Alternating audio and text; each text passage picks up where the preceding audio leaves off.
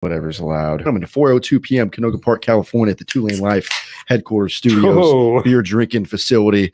We're doing what we do. This episode is brought to you by EagleRider Motorcycle Rentals and Tours. You can go to 2LaneLIVE.com, check out the EagleRider tab so you can save a little coin while you travel on motorcycles and have fun on the open road. What's up, boys? What are we doing? For sure. We are live. What a great drop yesterday. That was very cool. I can't tell you how I grew up watching NASCAR and the Daytona 500 and all the different race series they have there. And for us to ride through that tunnel and then have some fun on the experience that Harley put us through there, watch those big baggers rip around doing 180 miles an hour. That's pretty amazing. Insane. Yeah, that's kind of how we go to Sturgis. Yeah, 180 miles an hour for sure. So, yeah, what's going on? We talked with Klock Werks. We just sent out an email to all of our pre-order folks for the FXRP fairing. If you were one of those, respond and get your pre-order back in. We have a mid-May date. And man, that thing sure went on smooth and silky on 2Lane Jay's bike, didn't it? Yeah, I mean, all the bolts, everything is drilled. It had the brackets, all the proper stuff. All the homework's been done. We will have a video shortly on that sucker too. And working on it right now. You'll dig it. It's he's working on that sucker right now. I did some extra credit homework over the weekend and took it on its first road trip because it hadn't really seen the road. How was that? That was great. Awesome. Actually better than expected. So enjoyed it. You know. What happened to your Alpine Stars vest? Well, it got a little warm in Phoenix, but yeah, we'll leave it at that. It popped? It might have popped.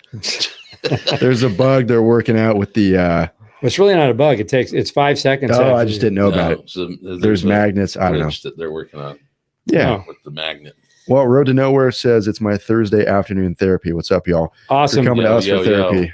Well, we're the wrong guys. No, I'm kidding. Yes. Hey, 2Lane riding. Subscribe to our YouTube channel. We got some great videos there. We want you to go back and check them out if you haven't seen them, because a lot of great work and creativity goes into these things. We have fun doing it. We enjoy watching them, and we get a lot of comments that really inspire us to do more. So get back there, check it out, enjoy the channel. Why not? What else we got going on? I mean, I think the other thing, if you're out in your car and you can't get to YouTube Live, Spotify, Apple Play, there's a bunch of different places you can find these podcasts. So yeah, if you're driving around and you still want to hear a couple guys talk about motorcycles and well, we've been busy. We've been doing a lot of great stuff so far this year, but starting next week, we're like kicking off from that point on with mega trips, journeys that we've never been. Of course, Sturgis is in there, but a lot of great things are going to be on a lot of different bikes, Harley-Davidsons, throughout the rest of the year. So stay tuned to this stuff. Well, and they're doing a launch with their app at some point here, early May, it looks like. So look for content from us on that. We're doing a really, we did some beta testing with it. It's really cool mechanical rides. You can put it to your head unit. I mean, it's got some great features. It's kind of a must have. Yeah, for sure. So good things coming. Without further ado, first off, we got Speed Pig in the house. Andrew down south. Yo, Andrew. Today, at Laidlaw's mustache, we've got the one and only that I know of, Ben Christensen, in the house. Motorcycle photographer, creative artist, motorcycle rider, family man, Western guy, born and raised in Arizona. And we're going to just shoot the shit about all the above. Well, it's funny. We were in Sturgis leaving. What event was it? We were picking up we were at the Harley Enthusiast. Yeah. Or was it our meet and greet? No, we were picking up the Enthusiast. And we, Where's your mic? Yep. And then we, hopped outside and we saw a couple cowboys walking down the street. Right. With him and Jake Winters. They had their hats on, and we ran into each other, and we've been talking about doing some stuff together. And so we thought we'd bring these cats on and see what Ben's up to. So let's jump him in here. What's happening, Ben? What's up, guys? Am I there? Can you hear me? We can hear you. Gotcha. Dude, that's so awesome. If you end up freezing, we'll just, close you out and jump back in as soon as you can. Okay, sounds good. Perfect. I'm down. So you're sitting in a little workshop garage with your buddy Jake, who we met Jake with you, but Jake actually showed up here one day and hung out in our studio, and we talked about doing a major trip, but that didn't happen last year. But I think you never know what can happen down the line. I got scared because of the snow, remember? Yes, yes. But we'll get you through that. It was awesome. Jake is the one who introduced me to you guys when we were out at Sturgis. You're like, oh, you got to meet these guys. You got to meet these guys. I'm like, oh, what's up? And us connecting just right off the bat. You know, that was awesome. We get to know you guys. Awesome times. So you got yourself a new bike. Yes, I did. It's the good classic heritage Harley-Davidson Softail, all of the above. It's a bike that I've been connected with for years, and I freaking love it. That's your style. You know, just so everyone out there knows, we actually did a shoot for the launch in Echo, Utah, and Jake and Ben were there, and they were part of the team, or the team that was doing a lot of the photos and the filming, and so we had a good time there. That was cool. So did you know Aaron Brimhall before that? Yeah, so it's cool because Aaron and I, we didn't grow up together. We knew each other as we grew in our careers of photography over the years, him shooting motorcycles, and we both liked motorcycles years ago from 2011 and 12 when we were both riding. And then he eventually got into dirt bikes a little bit more, but he's a phenomenal photographer. So I've known him for years. We've been friends for a good while. And then Harley both reached out to us individually about shooting the 2023 campaign. And they're like, hey, we have this other photographer we want you to work with. We're concerned if you guys will work well together. And we're like, and Aaron's like, oh, Ben? And I'm like, oh, Aaron? Yeah, we're good friends. So it just worked out so good. So we got to work on our first project together as friends, photographers, and I mean, the dream client, which is Harley-Davidson. So we had that whole month was a freaking blast, man. It was awesome. Well, we've done a lot of work and had, you know, photos taken, but I have to say that actual trip with you guys and the way you were, I'm not going to say in the back of the truck, but in the back of the truck, that was fun, exciting. I mean, we had the whole dream team there, Kirpius, yourself, Aaron. Yes. That was pretty sick. Well, the interesting thing is since we've been riding and then we started 2Lane, we were fortunate enough to meet Josh, and he came on since day one, basically, to edit our videos and be with us.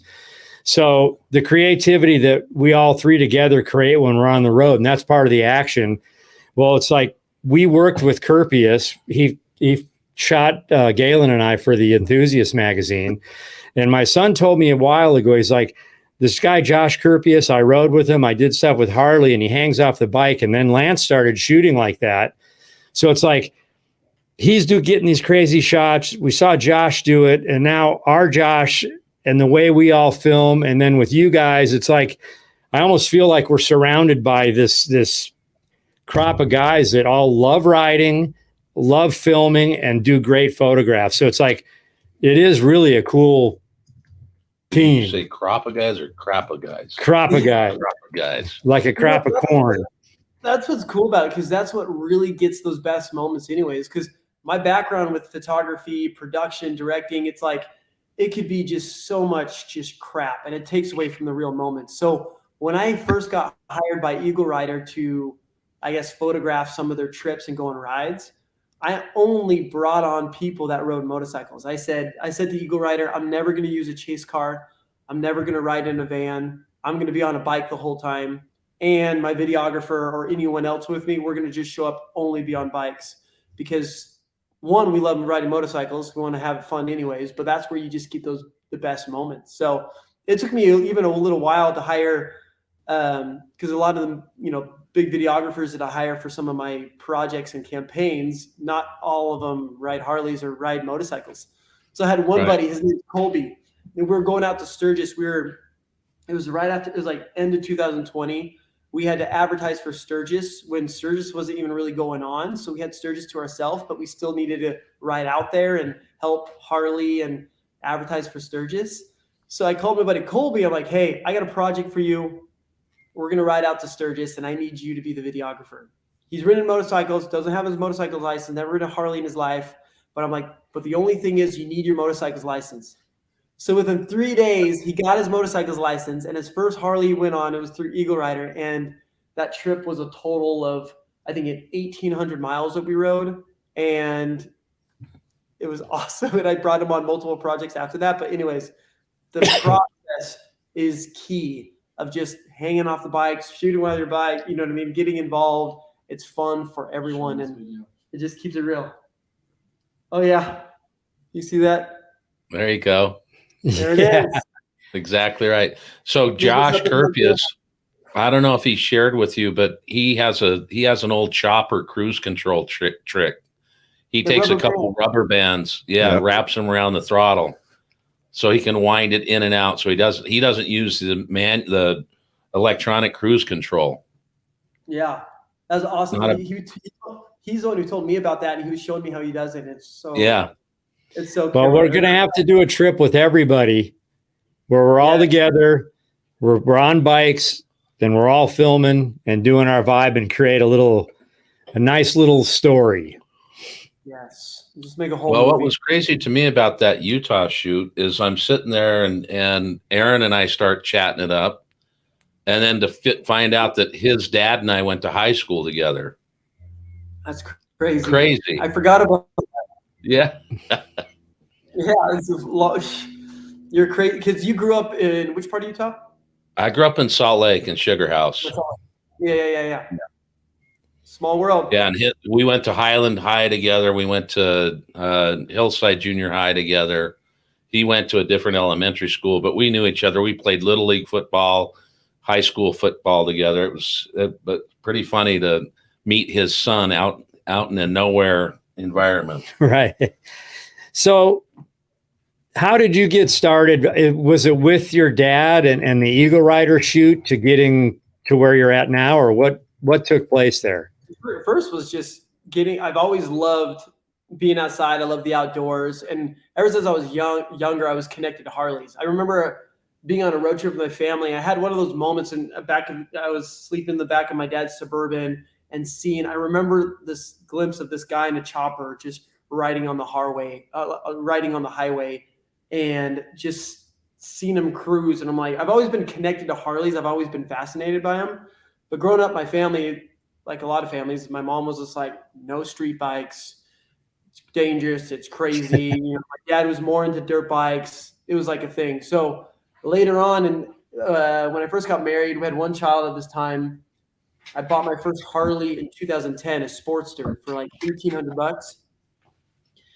Bought it, stoked on it, painted black, sold it, got another Sportster, sold it, just messing around with bikes for a good while, really getting into bikes, and started going on longer rides, buying older bikes to newer bikes. I've been through so many different Sportsters, different Dynas, Street Bobs. I had even a 6-over chopper for a little bit. That was a Sportster chopper built by the Hayfley brothers. That was fun. But I've been through a bunch. But what got me started, kind of bringing my love for motorcycles in combining with my photography, is in 2014 I had to shoot this photograph. I had this photograph. I think it was this event. It was this event up in Canada. And I was looking for flights, and I had to fly into Montana to get to this location in Canada in the mountains. So instead of getting a rental car, I ended up deciding to rent a motorcycle through EagleRider. So, and I told my buddy Mikey about it, and he's like feeling left out. He's like, I want to go. So he flew in.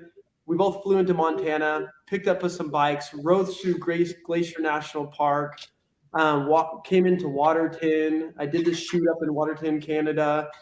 Drove all around, came back, and I was just like, dude, that was awesome. So I started incorporating riding Harleys with EagleRider in all my travels and my photography. I was like, how can I make this trip the best? And I started basically renting motorcycles instead of rental cars. Or I would leave from my house and ride my personal bike out to California, different places. And then after doing that, EagleRider saw what I was doing. And then they were like, hey, you can do a lot more. Let's do this. We'd love for you to document a trip with you and your friends out to Colorado.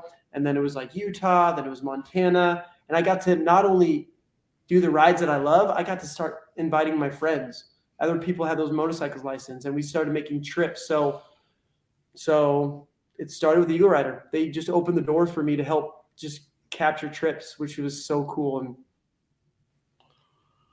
I'm crazy grateful for that because that was super fun. But then also getting to know EagleRider and their whole process. And I was like, oh, renting a bike is not only for people who don't have bikes. You can rent it when you even have a bike. It's just more opportunities to ride more. If that makes sense, you know? So that's how Totally. We talk about that quite a bit. Like, even if you own a bike and you want to fly to New Orleans or something, you can rent a bike there for a couple days. It's so easy to do. Yeah. And so back the truck up just a little bit. When did you start this photography bug, and how long's your company been around? Like, what started this whole thing? Where are you at today? I know you got some special projects you can't comment on, but you've done a hell of a lot of work over the last couple of years. What started this whole thing? It started with just being outside, and I've always been needing to do something that I love, that I'm passionate about. If I'm not passionate about it, I don't believe in it, it's my curse, but my blessing at the same time. I just don't do it. I can't do it. So I just love being outside. I started documenting and taking photos of snowboard trips, wakeboard trips, camp outs, horseback riding, all that stuff, just taking photos. Never into really action photography, more just moments and sharing these moments that I've experienced. And one of my buddies asked me to shoot his wedding. And I was like, I can't shoot your wedding. I'm like, I'm no photographer. He's like, my mom will pay you $800. I was like, I'm going to shoot a wedding. Yeah, I'll shoot a wedding. So I shot a wedding, borrowed a professional camera to shoot that wedding. And then from that wedding, I got 4 more weddings. And that one, I had more events, and I was shooting some like events, company retreats. But then I started meeting a lot of people at these weddings who work for companies or agencies or creative agencies. So I started getting into photography a lot more. Went to school for graphic design to understand branding and design a little bit more. And then when I told my wife I wanted to be a photographer, when I was done with graphic design school, after she cried for a little bit and was like, well, here we go. You know, she's like, what do you do? What do you have to do to be the best? I'm like, right now I got a lot of work out in California. So we packed our bags and we moved out to San Clemente, California for a year. And I worked like hell and found out quick that I love photography. Didn't like California. I love working there, all that stuff. But my home was there in Arizona, and I just jumped full force into it. So for the last, and that was probably 2000. So 2013 is when we moved out to California. And then from there, I've just been shooting in every single industry, between commercial industry to fashion, deep in the outdoors. I even work for backcountry.com doing a bunch of projects for them. I travel all over the world, from base jumping, rock climbing, ski touring, mountain biking, all that stuff. And so if you go to my website, benchristensenphoto.com, and look at travel, you'll see everything I've captured in all these different industries. So that's where it kind of just evolved from there. It led to commercial photography, more opportunities, and meeting great people, and doors opening for me. So you ride a horse and a Harley. Horses and Harleys. Horses and Harleys. So I'm looking at the screen right here, and Galen and I are sitting here, and you and Jake are sitting there. One thing that we had and have with our channel, and before the channel, is him and I would ride, and we like to go to the same places. We like the adventure. We like the food. We like to do all that stuff. I mean, we hate each other, but it's cool, you know. But so we have this passion for riding. We met Josh. I mean, we're lucky enough that we have the 3 of us who go out and just do what we like to do and capture the moments. But then we're fortunate enough to go with my son and his guys at Thrashin. So we have like anywhere from 3 to 10 people that all are on this same fun vibe, and we travel good. So you guys do a lot of stuff together as well. I mean, so you're kind of, the whole thing here between us and you guys is a kind of a rarity when you have it as much as we have it. We're just a better looking, younger version of you guys. Yeah, That's pretty it. much. I'm gonna slap you next time I see you, Jake. But that might be true. You know, They're younger. They're younger. Not better looking. That's for damn sure. But the craziest thing is, so Jake and I, we've kind of been around each other for like 2015 since you moved back to Arizona. Yeah, 2015 since I moved back from Arizona, from California. But we've just been around each other. We both have 4 kids. They're around the same ages. Our daughters dance with each other. Our 7-year-old boys skateboard together. The younger kids are just crazy and younger. But like we're in the same kind of world all the time.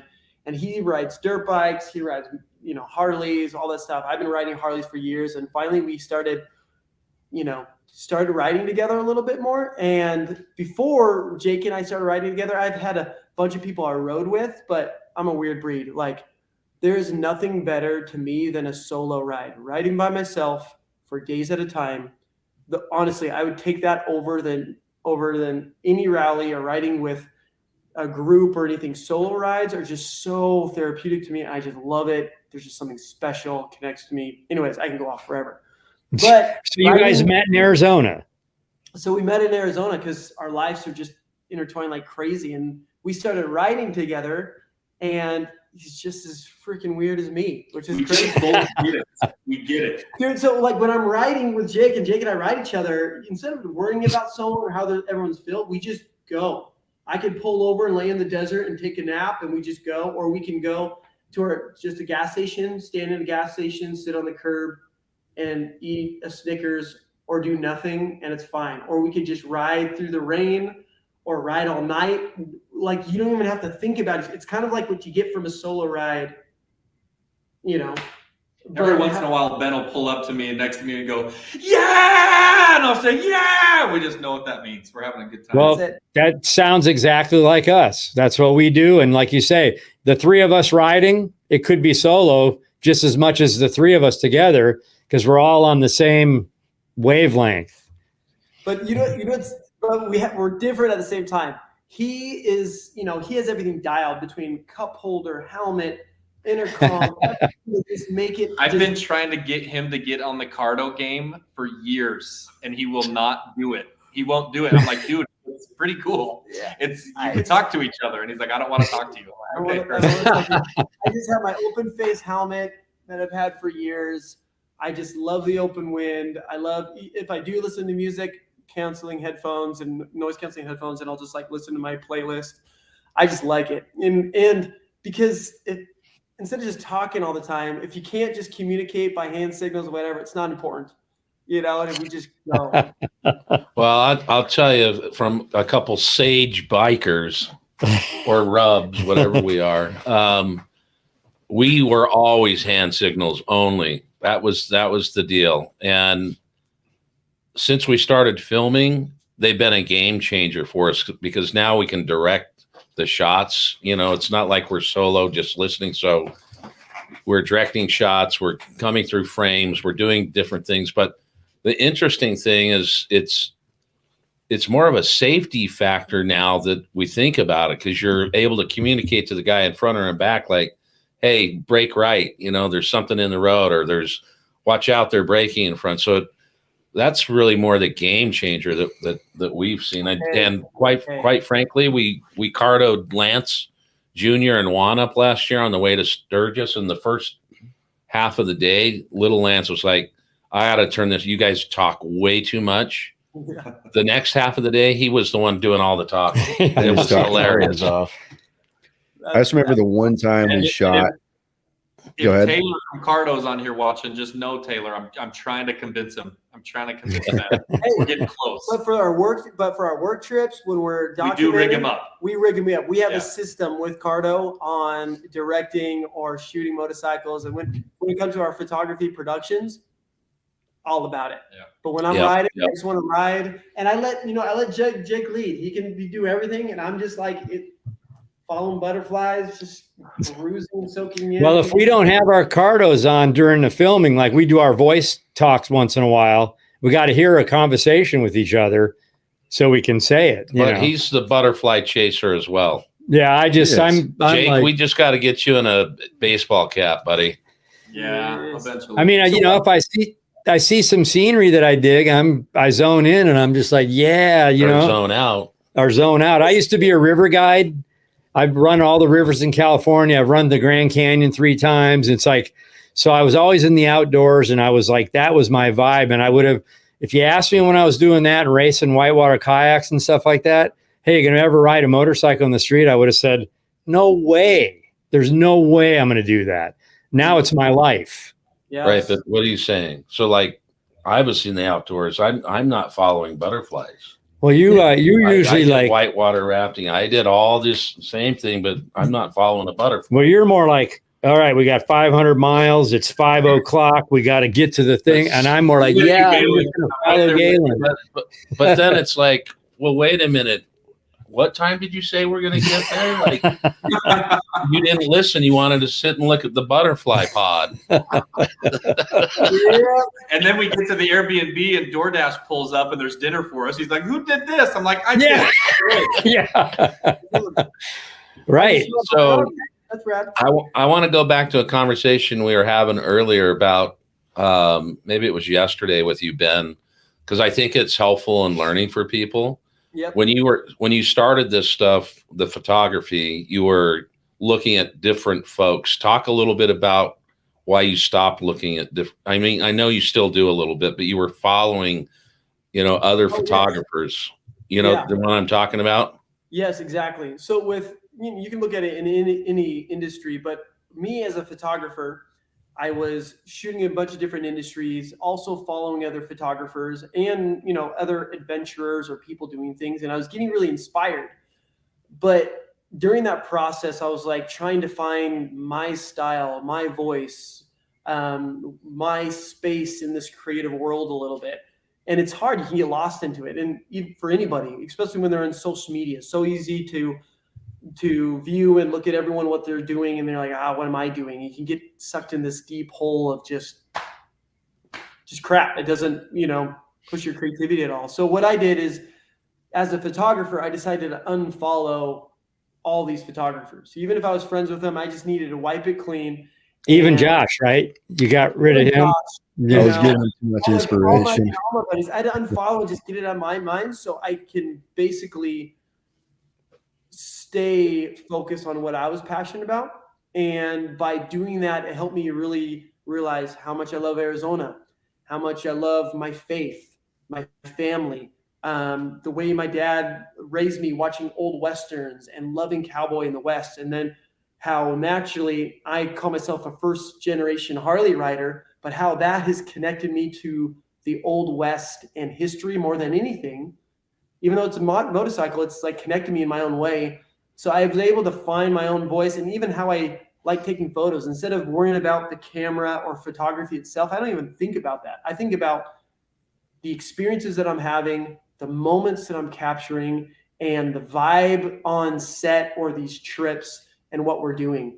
And I just press that button every once in a while, and I love capturing moments. And that's what I was able to find myself that way. So now I'm just this weirdo from Arizona who's a family man, who tries everything, follows Christ, and loves riding Harleys, and obsessed with the cowboy, the Western world, and all that stuff.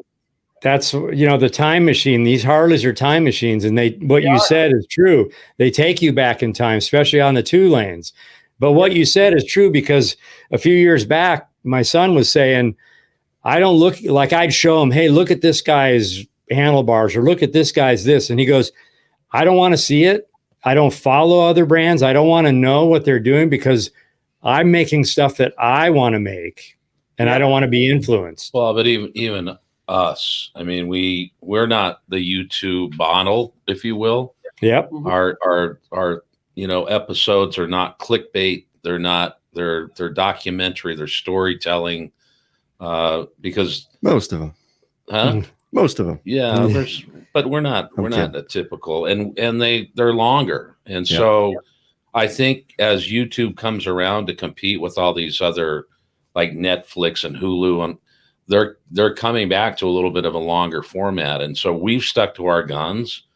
And, maybe we've grown pretty well for being 3 years old, but we could be doing a bunch of other stuff that, we'd be 150,000 followers. And we're just not, we want to stay true to our craft and tell stories, because I think that's what resonates, and at least with our audience more.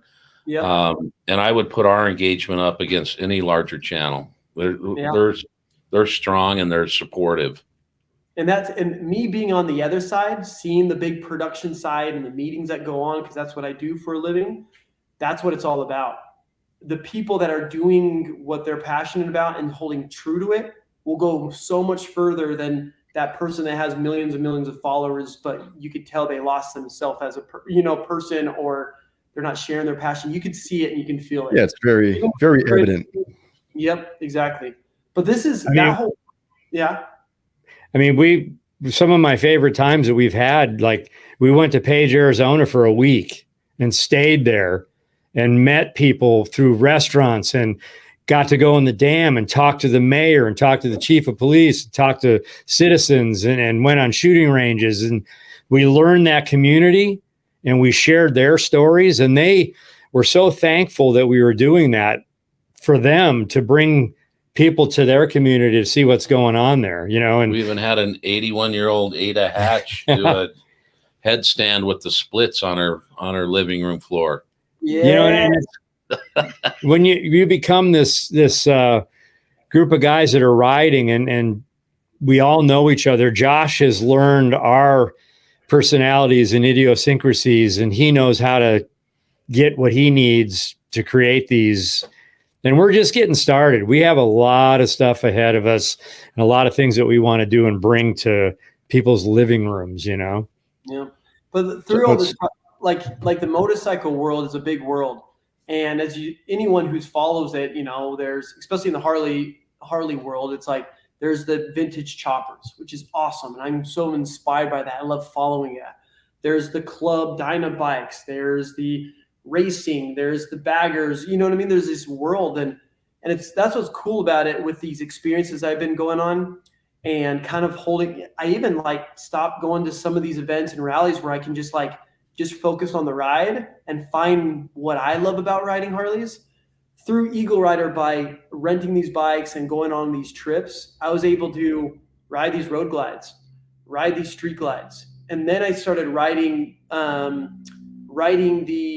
Heritage Classic, that bike first, because I wasn't even interested in it. I wanted to ride it because I love the handlebar placement and that I could fit my hat in between the handlebars and the windshield. So let me show you. This is, people ask me all the time where I put my hat. So this is what got me started loving this bike. Through EagleRider, I was like, I'm going to use this because I want to bring my hat. So I would slide this. You see this, guy? Yep. So I slide this perfectly right here, and I have this little road. Damn. There you go. Boom. Dude, easy. So I've been doing that. I've been doing that for years. We get asked all the time, and you can even see me in a video putting in the tour pack, and people still say, where do you keep your hat? Totally. Everyone asks that because if you tie it down, you can't put any pressure to it or anything. It'll lose the shape or get all messed up. So either in like a tour pack or in the handlebars like that, it's worked great. And then through EagleRider riding that, I started freaking loving this bike. And I kept on requesting it every time I go on any EagleRider trip. I'm like, that's my bike. I want to keep riding that. Well, so I get people asking you where you put the hat, because there's not a lot of space on that bike. Right. I do not get why we keep getting the question when we got Lance's bike has a tour pack. A Range Rover that's on the back of his trunk that he can put 13 elephants in, and they wonder where the hat goes. He's got it tied around him. Like, I want to do the thing of the rope where I just can go like that and rip down the highway and just pull it up. Yeah. Dude. The new Lowrider ST bag, the side bags fit a cowboy hat perfectly. Tested. Really? Yeah. Doesn't it smash one of the brims though? As it's because it's concave on the inside and on the outside. It's like a big bubble, so it just goes right in there. You put it in the lid, and then you shut the lid, and it's money. Nice. Gotcha. Yep. Well, What's up, Josh? Any questions? Anything going on? Are you on screen here or what? I'm just my camera overheated because that's the crash cam. But you know what? I'm back. We got a couple questions. People that are checking out Ben's site, digging his work. We got SoCal Squatcher Ralph. He's taking his first road trip this weekend. Andrew wanted to know what X are the hats were. Yep. Your 10X. This one is a 10X. Ben, what do you have on there? This is 100% beaver. That's, if you look at it, it's just straight beaver. It's high quality, best of the best you can get. It's just. I forget how they qualify the X and what it means. It's either like I have a Stetson that's 100X, and I don't know if that just means it's 100% beaver. I believe, but it's just the quality. It's just the quality of the build of the blend between beaver and non-beaver. I get like a 10,000X, and it's 100% pure beaver. So the better the quality, like this one. This is 100% beaver. You only need one hat. So I can reshape this. I can bring it back. Even if it ripped down the brim or something, I can bring it back to the hat shop, and they can bring it fully back to life. Right. And it could be in the rain or something. It won't lose its shape. It's just better quality. So the cowboys, you know what I mean, out cowboying, they have their simple way of life. They do everything, you know what I mean, hard working, cheap, but they have no problem spending high quality cowboy boots or a high quality hat because it's used every single day, you know, and it's pretty rad. Hey, how insane was that? You did two things. One that I saw was like you were filming from that rad helicopter, and then you did a base jump with some dude down to the bottom. What was that all about? So I went with one of my good friends that I grew up. His name is Cameron Bodden, and he flies helicopters. And he connected with one of his other friends that has a really big, really nice helicopter. I don't even know what it's called, but they were going up to Moab. And they wanted me to come. I'm like, yeah, I want to come. Let's go. So we flew from Phoenix up to Moab, and we met up with this other big helicopter pilot. Has a great social media, and he's doing great things. He owns Titan, the weightlifting, in-home weightlifting equipment. He owns that company.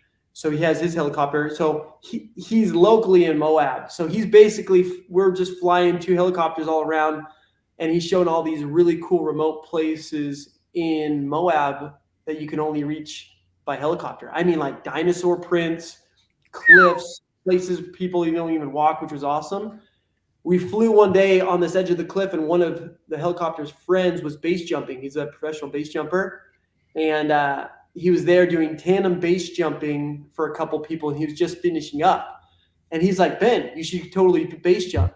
I was like, I photographed base jumping. I know plenty of people died base jumping. I was like, no, thank you. Right. Yes. And then this guy, if you look up base jump Moab, this guy is basically the only one in the world that does tandem base jumping. You heard of tandem skydiving or bungee jumping, but base jumping people don't do. He's the only one that offers tandem base jumping. And he was telling me, he says, like, you'll be fine. You would be number 698 person I've jumped with. I was like, I don't know. Like, I mean, you know, maybe I'm down. I say yes to everything, but this was kind of sketchy. And the odds to death are just 1 in 700. There is no room for error, you know? So all of a sudden I decided, okay, so my buddy Cameron went, I went, and we talked his dad into going as well. And dude, it was crazy. Right when that parachute, you jumped, and right when the parachute came out, it was just like you naturally yell and you're excited because it's fun, but you're just like relief, like that you're alive. You know what I mean? Like it worked. Everything came out. Holy crap, you know? I don't know about that. You don't want a base jump? Heck no. Well, the odds are better. It's 1 in 701 now. Yeah, no. Yeah. I think I'll meet you at the bottom. Yeah, dude. But it was awesome. He was confident. If you look up base jump Moab, The guys there are just awesome.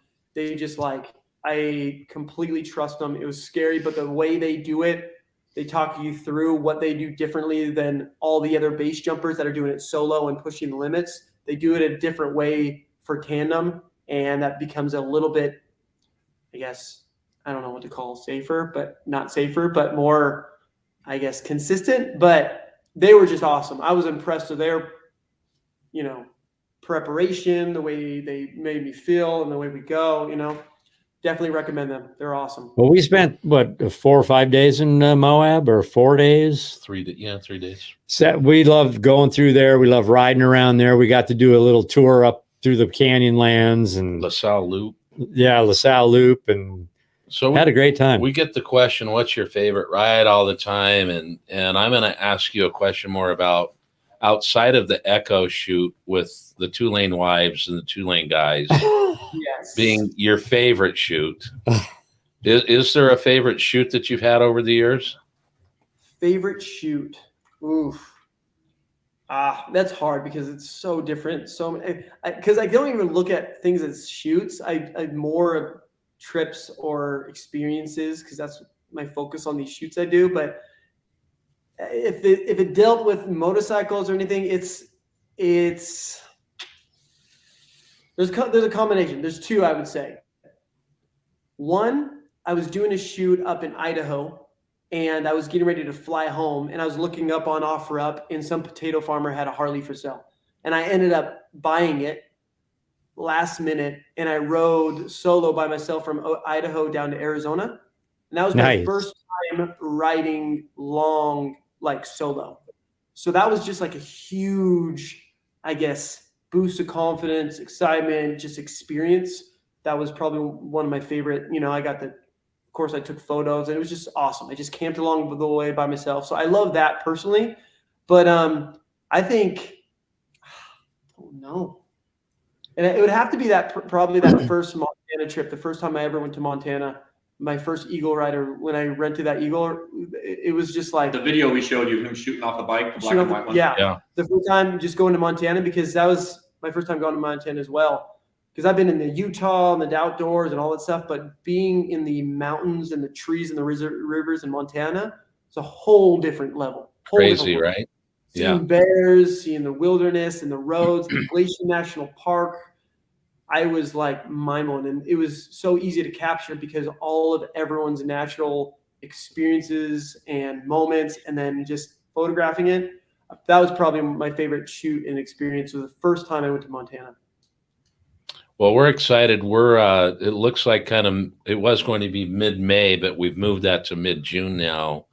We're going to head up into Salt Lake, and then we're going to go up through Yellowstone Glacier, up into Banff, and then back into Seattle. Big loop. Yeah. It's our first EagleRider trip of this year with the EagleRider.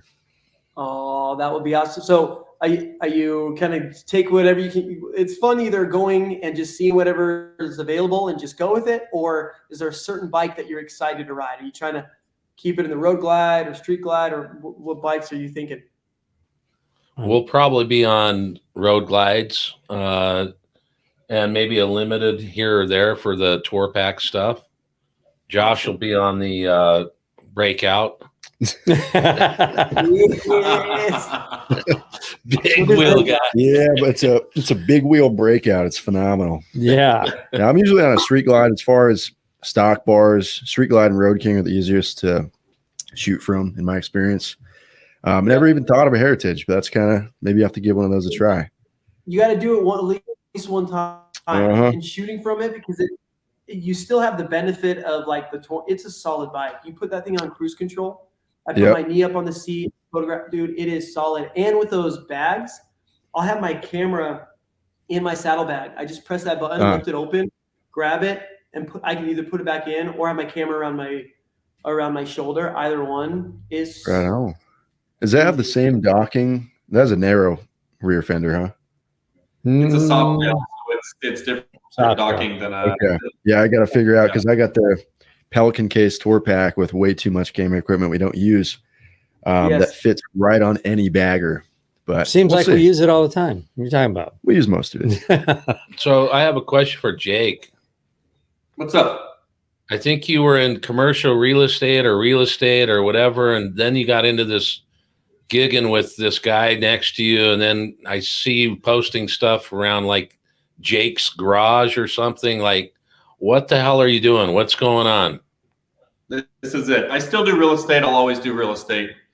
But I spend a lot of time out here. I built this shop a couple years ago. I was going to build it's a buddy that Ben and I work out at the gym at 5 a.m. every morning.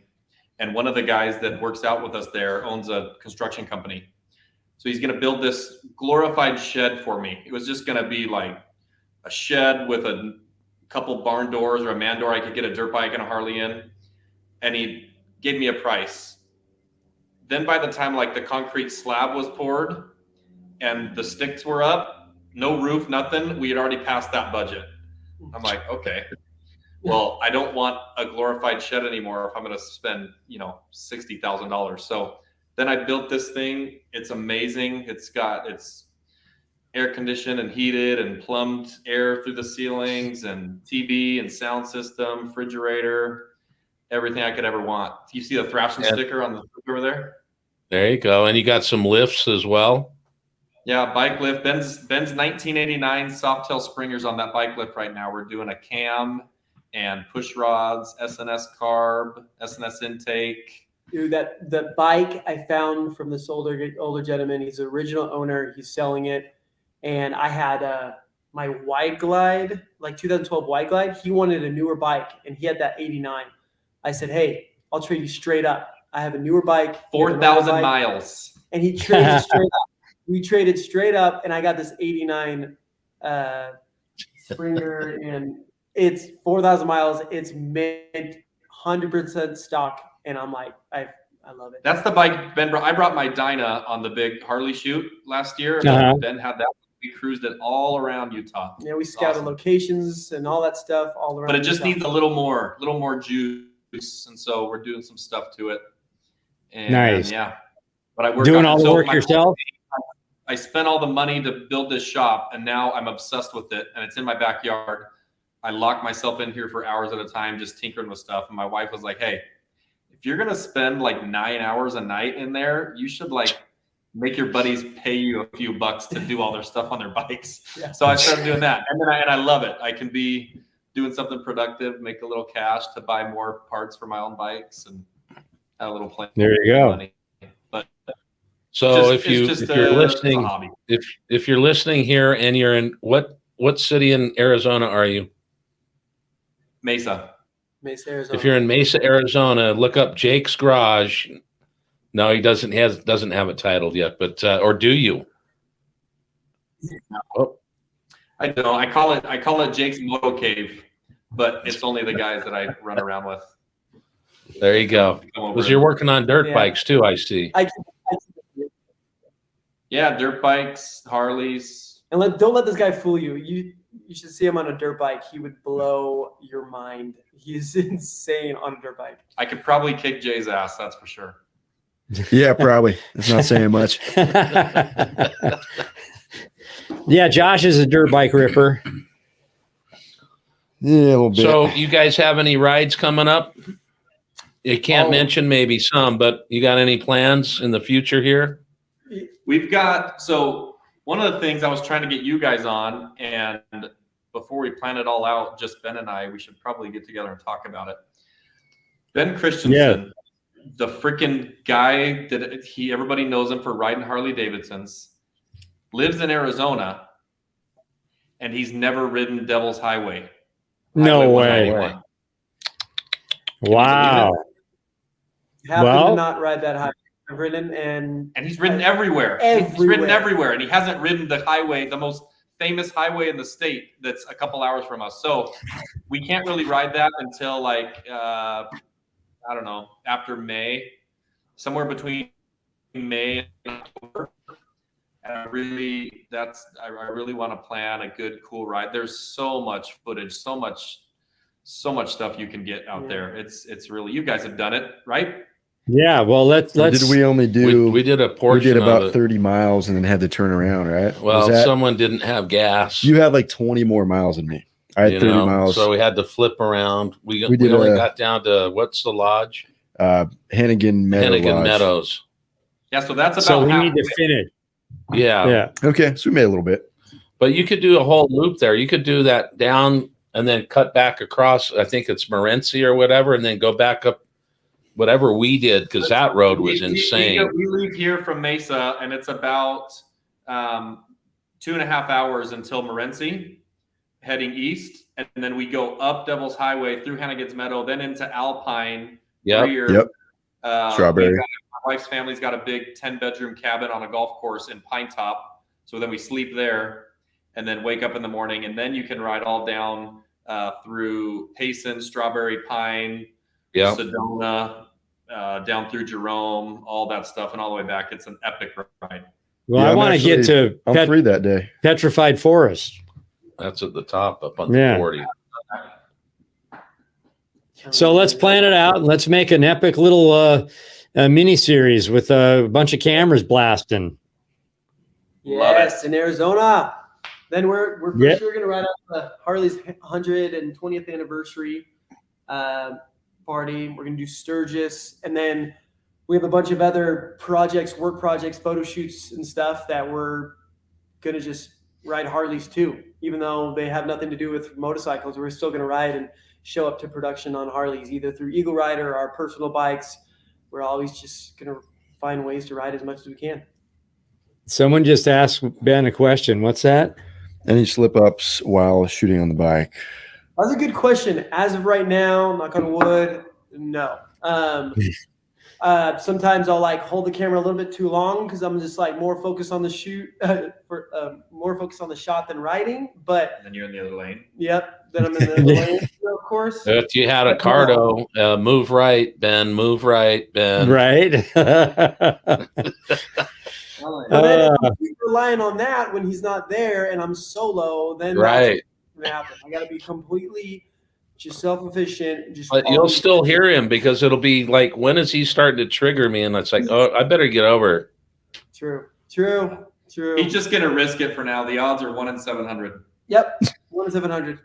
Right. And they make a setup for those 3/4 with no face shield and just all teeth and bugs. I've been giving him every option under the sun, and it's just going to take time. But we got a phone mount.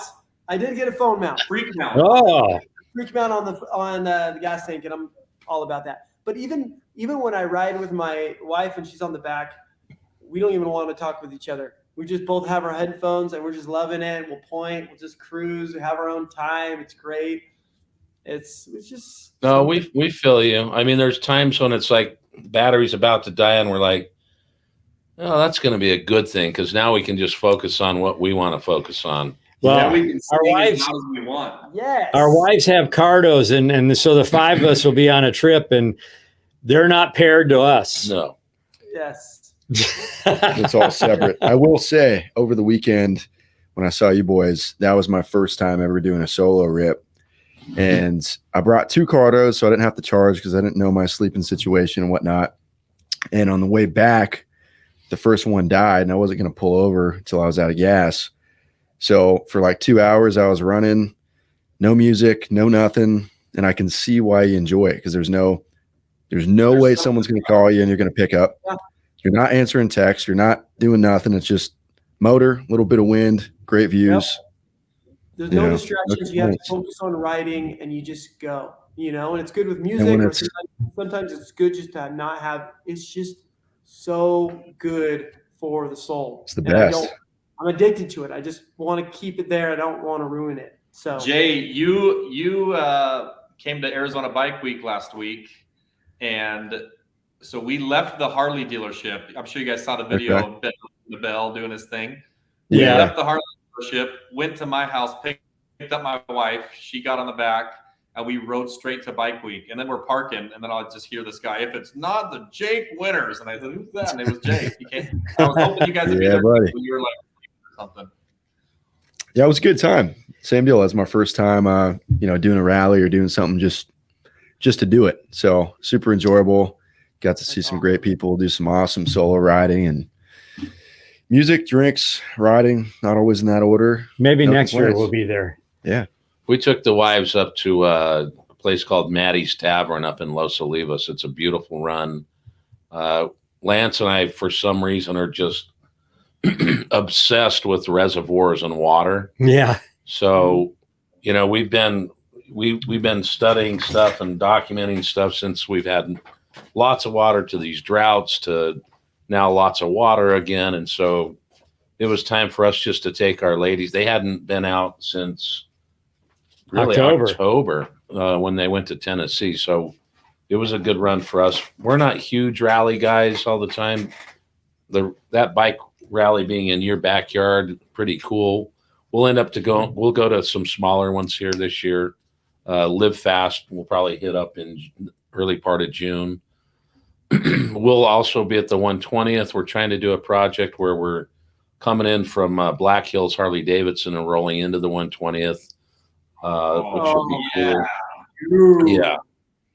That's Well, awesome. It'd be a fun run. We did the launch with Harley on the 120s, so the plan right now is to have 120s waiting for us and ride in on them to the 120th, and then document all that. But yeah.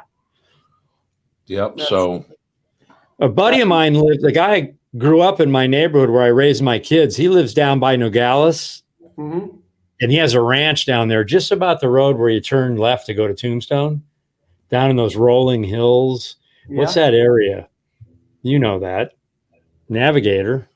So as you're leaving Tucson, you're all getting deep just before you make the turn to go to Tombstone. Down in that area, it's like grassy rolling hills. It's beautiful down there. Oh, Catalina? Maybe that's it. Yeah, somewhere down there. Yeah. But he has a ranch and stuff, and he keeps telling me, come out there. You guys come out there and hang out. You can shoot guns and ride horses and do whatever on his ranch. Might have to meet there. Oh, that's awesome. It's one of my favorite things is to connect with ranchers and cowboys on these rides that I do, because I'll go out and ride out to a ranch on my Harley. Then I'll go, ride horses with them or help move cattle or take some photos. And I have a bunch of different ranchers out in Texas or New Mexico, Colorado, Utah. It's fun to connect with, especially in the smaller towns, because some of their ranches and their properties that they live on are better than, a lot of the national parks or things that most of us see. They have access to these remote areas and like camping on their property or having dinner with them. It's my favorite. So what do you have? You have living your own Western. You have been filming Westerns. I mean, is it an ongoing film thing you're doing, or is it shorts? What are you doing with that? So I've always been connected to, especially in Arizona, the Western lifestyle, ranching, all that stuff. I didn't grow up on a ranch. I grew up in Mesa, Arizona, but my dad always took me horseback riding almost every weekend. He's always owned 2 horses, but we just go ride in the mountains, camp out, more horse packing and just exploring that type. And we'd watch old Western films on all this stuff. So later on with my photography, I started connecting with different ranchers. So I got to learn a lot, and I'm still learning a bunch because I'm no straight up full on cowboy. I'm not roping or anything, but I've been able to learn so much from great ranchers all over. I got connected with the Cowboy Artists of America, these amazing painters and artists that are real cowboys, and connected me with other ranchers and different people. I'm just like, it's just such a community and positive, natural, just throwback lifestyle that I love and I'm connected with, and I love immersing myself with that. So people always ask what I do for a living, and I'm like, I travel, I shoot photography, specialize in shooting people, and the only way I can explain it, I'm living my own Western, So that's where that phrase came from. So living my own Western is something that I just kind of go by. And eventually I started showcasing some of my Western photography as I photographed different ranchers or styled Western photos that I've done. And people connected to that. I became known for a lot of my Western photography. And then I really had this itch to film a Western short movie. So last April, almost a year from now, we took a month off, and me and a bunch of real cowboys, friends, people I've met along the way, we filmed a short Western movie. And that's been in the process. I've been editing it, working on it, and I'm excited this year to release it and show it to the world. And it's that's going to be cool because I've seen some 100%. pieces. Yeah, it's 100% passion project. Where it will lead from there, I don't even know. It'll just be fun. It was so fun to create. It's going to be so fun to share. So we're in the process of now working with some professional editors that will help me fine tune it, and then creating our own music. And it's just simple. I wanted to do it classic like they did back in the day. And it was fun. We didn't use any professional actors, no, insane script. I was just used to whoever I can get, and we just ran with it. So I've seen awesome little clips of it, and it is amazing. There's some clips of a guy that's speaking Spanish, and Ben doesn't understand Spanish. And he doesn't understand it in the movie either. He's really just confused about what the guy's saying. He's like, I don't know. So it's fun. There was a comment about ranchers and people being the salt of the earth. I mean, people don't really understand. It's kind of, we've had people on here from the service talking about PTSD and the challenges there.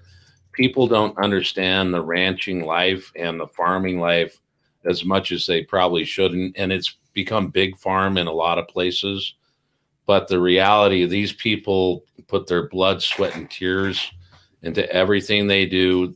And, my mom, on my mom's side, they're all farmers and ranchers, and you go through lean years, you go through great years, you go through, animals eating your cattle it's just such a tough life. But every one of them that you talk to, they would never give that up, because it's all about family. It's all about hard work. It's all about ethics. Yep. But I have to tell you, we were in, what was the town we were in, eating the hamburger with the farmers? Wyoming. Rollin, no. Anyway, just outside of Sturgis. Yeah, we were in this town that we stop in every year, and there were a couple farmers, and I overheard them talking about the challenge of getting even their own family to work. And so I just intervened saying, hey, I didn't mean to overhear this, but is it becoming that big of a challenge? Because I know my uncle has talked about, the family and those kinds of things. And the digital world is troubling for them. Yep. And they're having a hard time trying to find that next rancher or farmer. And so it's kind of like our blue collar workers out there as well. Like, we need that salt of the earth as Americans, I think. We're not political here, but we've got to get that work ethic, that group of people that can actually do things with their hands and not with an iPad, and it's a big challenge, I think, out there for them. So my hat's off, no pun intended, to all the ranchers and farmers that have made it, that are doing well, and that continue to struggle to do well. Yep, and it's amazing because one of my friends, Chris O'Connor, he's a rancher, born and raised Arizona, ranching ever since he was a kid, 100% cowboy. He invited me out to his ranch, and me coming, I can camp by myself, I can survive, I can ride a horse, but I didn't grow up ranching. And he just opened the door for me and was teaching me about ranching, the lifestyle. He, corrected all this fine-tune the way I rode, teaching me about roping, moving cattle, and all that stuff. He was just so good to me. And he was the first rancher that really opened his door to me. And then I've had a bunch of other ranchers do the same. Some ranchers or some cowboys curse me out because I'm no cowboy. I didn't grow up a cowboy, but you find that anywhere you go. But majority of these ranchers and cowboys are their doors are open, and they love to share and teach. And that's where my dad came from, more of like that, come on, give it a try. So anytime you see my Western photography, it's either I'm out riding a horse with some friends or doing things, but anytime I'm on a ranch, it's fun because I don't call myself a backpack photographer. I'm not there just because I want the photo. I'm there because I want the experience. So I'll go out to these ranches. I'll get a couple photos, but I'll put it in the saddlebag just like on my Harley, but on a horse. And I love getting to work, either wrestling down the calf, or helping hold the rope, or leading in some of the cattle off. So it's like back we're leading it back to base camp and all that stuff. So because you just learn so much more And the amount of respect, the mannerisms, the lifestyle, I've soaked into my life personally, and it's helped me become a better father, a better husband, and remembering, you know, the life that they live is the same life that they lived back in the 1800s. It's a classic, just great way that it's just, it's the best. You know what I mean? Yeah. I mean, I remember my uncle putting on his duster and it was, you know, about to snow, and he got some call and they had to jump on the horses and go out in the evening and find, you know, calves and cattle that have moved off, you know, and it's that's their livelihood. They count on that for, you know, that when they take them to auction and make their money. Oh, I do have one cool quick story. So I was on the Sixes Ranch, the 4-6 Ranch. You'll see it on, you know, Yellowstone and all that stuff. Yeah. All the world. I was out there with the Cowboy Artists of America. I could go and get invited on these trail rides that they go on. It's a group of these artists, these cowboys go to different ranches, different places each year. And I'm friends with them, and they have me come out and help document their trip, but then also get to cowboy with them, do some fun things, camp out. So this last time when we went to Sixes Ranch, I flew into Texas, rented a Harley from EagleRider. I got one of the just huge, big road glide. Yeah, just a huge, big road glide. And I rode out to the Sixes Ranch, and we got to the ranch. Then it was like 8 miles deep to camp on a dirt road.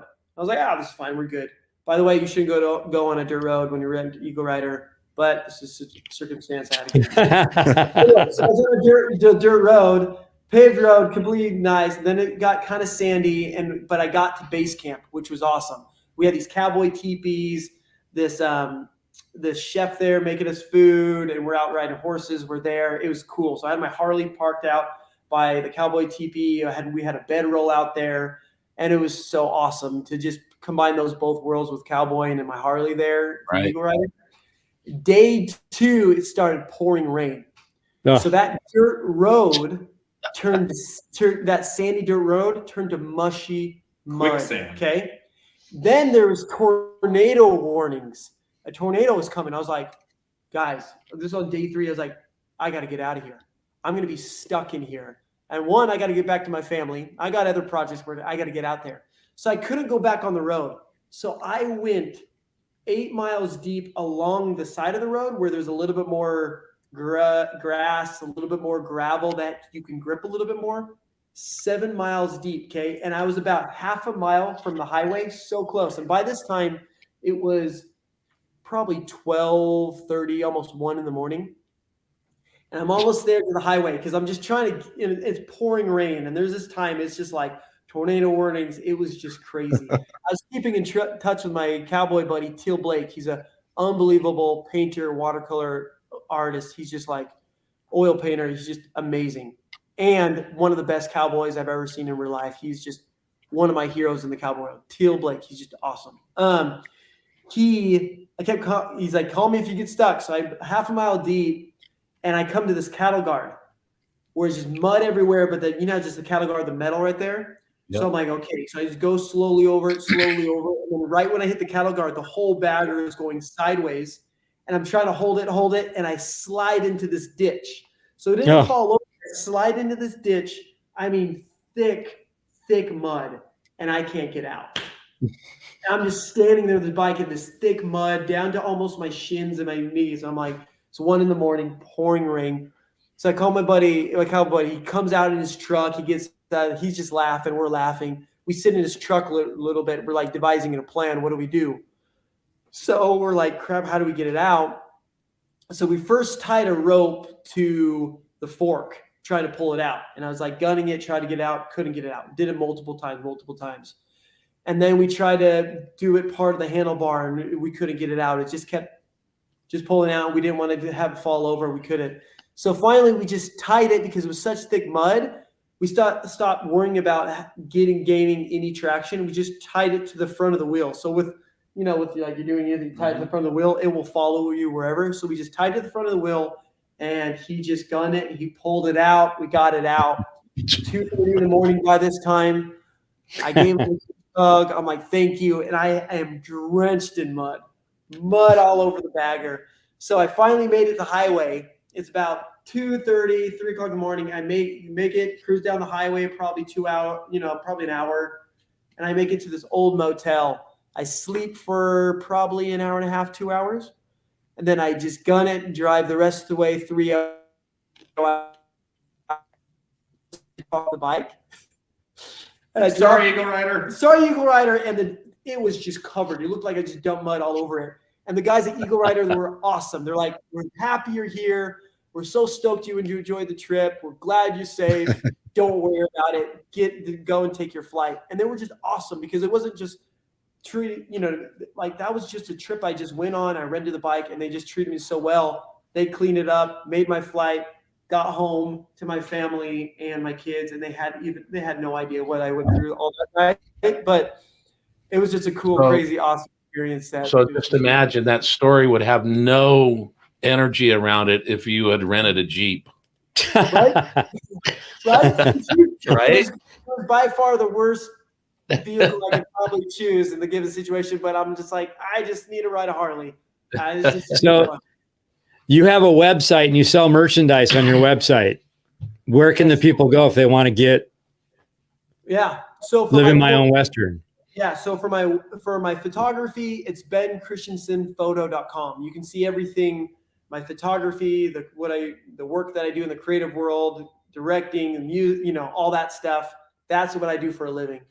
My website, livingmyownwestern.com, is I sell merchandise to basically support for anyone that just connects with, basically the West and the lifestyle that I live that I love. So I sell some hoodies, some t-shirts, some blankets that I kind of use on some of my travels, prints here and there. I even have some my Western kind of like photo, photo edits, all that stuff. So that's a fun merchandise. livingmyownwestern.com. So check it out if you guys want to get some stuff. Yeah, get some stuff. Jake Winters, what's your Instagram handle, bud? It's at the Jake Winters. The Jake Winters. All right, Ben, what you got? I don't think I can say it on YouTube. Yes. Mine is, it's got an underscore before it, Jay. All right. Yeah, tough luck. Does it? Mine is at _Ben Christensen. And what I just try to share some of my projects I'm doing. Share some of my family moments of me just being a dad. And then Jake and I are showing behind the scenes of a lot of our projects. He's amazing, assistant AD, great producer, and helps just run production just so well as I focus on directing or photography. It's super fun. So he's been on projects with me with Disney to, fashion industry, commercial stuff, but then also my right-hand man and a bunch of projects I worked on for Harley, motorcycles, all that stuff. So, and he knows how to get the dinner ready at the places. He knows to get the hotels to stay at. All that stuff. Good job. Yes. Well, I think I said it in one of our videos in Florida. I said, hey, I just get on the bike and follow Galen. He ends up where we're supposed to be, That's me. That's me. I'm like, I can eat anything. I can stay anywhere. I can camp anywhere. this is where I want to be. You go. Oh, that's fine. That's cool. Well, our jam works. We think we're freaking frack and we love each other. We've known each other for 30 years and over that maybe now. So we appreciate you guys joining us. You're the younger, less better looking group. But you also, we want to check out some of those sunglasses you rock. Yes, dude. Did you bring them? Yeah, I brought them. I always have on my jacket. This is my jacket made by Milwaukee leather. I've had this. This is my first leather jacket in 2011. Here he goes about his jacket. Don't get him started about his freaking jacket. Obsessed. I have a lot of jackets, but this is my jacket, dude. So I connected with this company called Valen Sunglasses, named at basically they're based out of the Netherlands. Great company. They make these sunglasses, these aviators that are like Steve McQueen, awesome 70s style. Put them on. So they send me definitely 70s side cover boys. Look at that. So We were looking at their website the other day, and I told Jay, our 2-lane guy, that I owned a pair of those aviators that had the leather side covers. Yep. With the wrap around. I mean, I think I was 7 or 8. Yep. Those things are dope. They were dope. Yeah. They're awesome. So they have their company. So they sent me a 1 pair like years ago, and I was like, I love these. And I've photographed for a lot of sunglass companies, between Rain, Von Zipper to Spy, all those stuff. But I just was connected to their brand, them as a company, and I love these so much. And they work super well on anything I put them into in the outdoor industry, to weather, to riding motorcycles. So this last year, we decided to come out with a collaboration, these aviators that are specifically meant for riding motorcycles. So these are the Moto aviators. I told them I just wanted a black pair and a tan pair. I don't know the name of all the technology, so I'm not going to even try it, but it's the lens and everything is all safety proof for riding motos. Glare wise, all that stuff. It's tempered and polarized. Polarized, all that stuff. So good. So they have the shades, but then also I told them the big problem is, because I ride an open space helmet, is nighttime. So these are got them black and tan. These are for night. So people have been buying them for riding motos at night, but then also Steve's factor. I know a few people that got them just because they like the yellow lenses, and I love them. So I have these in my jacket at all times, good to go with my open space helmet. Do they make any that are encased in rubber? No, not yet. Because 2-Lane Jay drops his glasses more than anyone I've ever seen. So we need waiting for the we need a bounce back pair. Yeah, I go through a couple pairs of shades a year, whatever. Yes, but these are them. Well, Alan, man. sunglasses.com. Moto aviators. Awesome. Well, I think that I think we all here want to do a project together at some point. So let's put that in our brain caps, and kind of maybe 2026 in time down the road here, we can be on a trip together and we can capture some great stuff, and we can like do a nice little collab. 100% in Arizona. Oh, Arizona is I think I told you before, I love riding all over this country. I met so many great people. I love every state, and everything in different states blow my mind with their stuff. But for some reason, when I do get into Arizona, northern Arizona, any part of Arizona, I kind of feel like I'm at home for some reason. Yeah. I mean, I-10 through Arizona was better than the Florida Keys, in my opinion. Oh, yeah. What we need to do is we should just meet in Flagstaff. We meet in Flagstaff, and we just stay north of Flagstaff, because that's some of our favorite areas to drive. And they like Williams too. Dude, so we go. Yes. We start in Flagstaff. We'll go clear east, up the border, everywhere, then connect. From down Hell's Highway. Yeah, down into Tuba City or by Lake Powell, cut across, come all through Jacobs Lake, north rim of the Grand Canyon, down into we just explore all the northern Arizona part. Like we can North Rim is awesome. Yes, the North Rim, amazing through Jacob Lake. But I've ridden my motorcycle out there. We stayed in one of those cabins that are right on the edge of the cliff. Yeah, nice. Yeah, well, let's go back there. Yes, love it. 2028. 2028. We'll fit it in. Yeah. Sedona.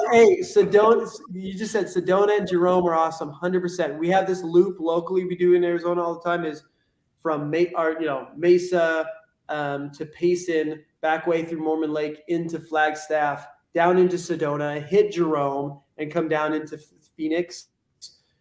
It's one of our favorite loops. You can do it. Well, I can't tell you. Yeah, I can't tell you how many times Galen and I have been on the 17 coming up from either Tombstone or whatever. It's like 10 o'clock at night, 9 o'clock at night. It's 14 degrees. We're snow everywhere, and we're on our motorcycles trying to get to Williams. Yeah. That's happened a lot. Yeah, we've ridden Arizona a fair amount. We probably have over 100,000 miles in Arizona. Andrew's still on it. Looks like we just did 18 hours of rain a couple months ago with Matt Laidlaw and the crew in January. But we've ridden it in all different weather. And our first sunset, I was on a 2011 Road King. He was on a Street Glide. Yep. And we were breaking out of Flagstaff, just about hitting Arizona, snow on the ground. And all of a sudden, just probably the most insane sunset I think we've ever seen, even to date. Yeah, it was amazing. Snapped some photos off the side of the 40. And we just thought we were in heaven. It was amazing. We were on the rim of the Grand Canyon one night at about 4:30 in the winter, and we're heading towards the south rim on the rim, and we're got to get to Williams, Arizona. Full blizzard, roads covered in snow. We're riding through it, but off to our right, the rim, the canyon is like kind of has these pockets of open, and you see the canyon and rainbows are jetting down in it, and it's like closing up as we're going by. And we didn't film any of it because we were in we got to get to Williams. It's getting dark, and we weren't even really doing our channel at that point. No. So it's all in the memory of that one trip. First, we're doing like 20 miles an hour. But the worst one was what he just said. We went all the way down to Tucson in pouring rain, woke up in the morning, went down to Tombstone, up, all pouring rain, 8 solid hours till we got back to Jerome. You guys were supposed to be there, but you decided to do some Stetson shoot or something. Right. I don't know what the hell you were. It happens.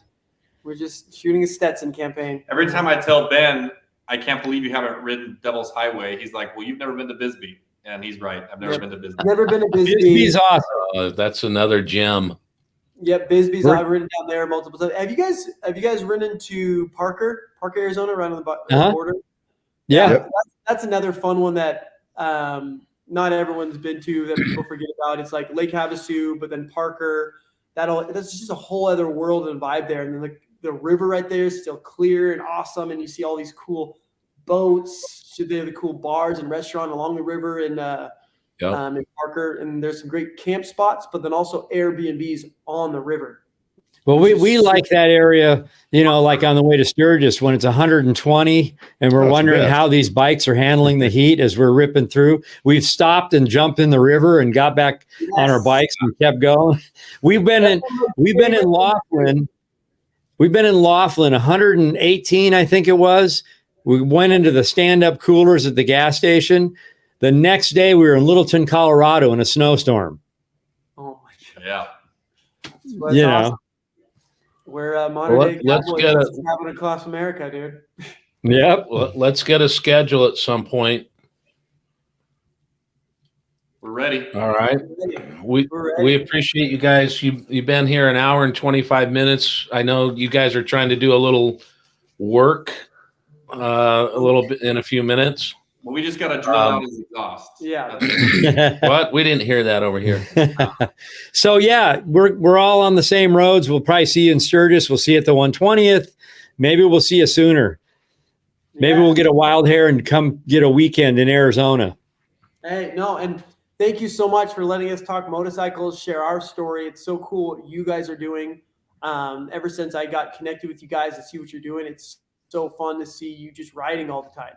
It's inspiring for us, and it's so fun just talking about, because it's such a huge community, and it can, there's space for everyone. And through Harley, through EagleRider, through friends and people that have bikes or whatever, it's such a welcoming, great world, just riding motorcycles. And it's good for physically, spiritually, mentally. It's just, I'm all about it. So, well, we're both family men as well, and we know how hard it is when you have a young family with all the kids and taking time away from them, and that kind of that desire to go do your thing, but you still have to be there for them. So we get that. We're lucky where our kids are older now and we can just do what we want to do. Here's the theme of the next short little thing we'll do together. You guys are the young versions of us, and we'll watch that morph into who we are now. And you're going to see you guys as the old version. That'll be like the plot of the script or whatever. Yeah, it's all like about 2 riding. lanes squared. There you go. yes. Yes. Love it. Love it. Brain cap going. So we're going to close out here. Stay on for a second. We're going to drop off, and then we'll come right back at you. Sounds good. Right on. Well, always a good time talking bikes and life and photography and travels. Good times. And it's funny to hear all the similarities that kind of cross paths with us and them of what they do and what we do. But it's kind of a constant, right? Like, yeah, this is the community, right. You know, and we happen to square up with them in Sturgis. And as you said, Jake stopped in the studio about 6 or 8 months ago, whenever it was. And at one point, we're going to get a ride with them. Yeah. And, I think it's funny how they were talking on their end of like how, Jake make sure the food there, make sure the room they have to stay in, and Ben's doing just, well, where are we staying? And that's kind of what Well, Jake and I are more than just navigators. We're the talent. We'll freely admit that. I'll give it to you, boys. Yeah. It's hard work, but someone's got to do it. Anyway, great show, great time. Awesome stuff. Don't forget to check out the video description for updated info on these dudes and all that they're doing. And then don't forget to check out 2LaneLIVE.com. Got parts, got maps, got blogs, got t-shirts, maybe hats, parts, everything. Sometimes. We have everything. Parts, blogs, EagleRider rentals. I got a nap. I'm actually. Well, remember, this live will be living forever on the YouTube channel. So if you want to go back and watch it, you want to listen to it on Spotify. This live is living. This live is a living live. So we do have an announcement. We are moving our shop. We're going to do that probably mid-May. It's going to be the same complex, but we're taking on more of a destination point for motorcycles in the valley here or anywhere. You can come put air in your tires, get a cup of coffee, a glass of water, buy some parts, just come hang out in the lounge. We're going to redesign our podcast room. So we're pretty excited for some changes that are going to be happening. We'll probably end up doing a grand opening at some point. So if you're in Southern California or happen to be traveling through, we'll let you know when those dates are, but love to see people come by. Or if you're Ben and Jake, you just have to show up to it. But right. Yeah, we're going to have an expanded showroom with a lot of cool parts in it. So we're excited. And we have so many road trips ahead of us. Stay tuned to that. We're busy. So, hey, thank you guys for watching. And subscribe, do whatever you need to do, and we will see you down the road. Someone asked, will there be a bar room? Yes. Kind of. You guys will see what's going to happen. We'll see you down the road. Yes. End the broadcast. Boom.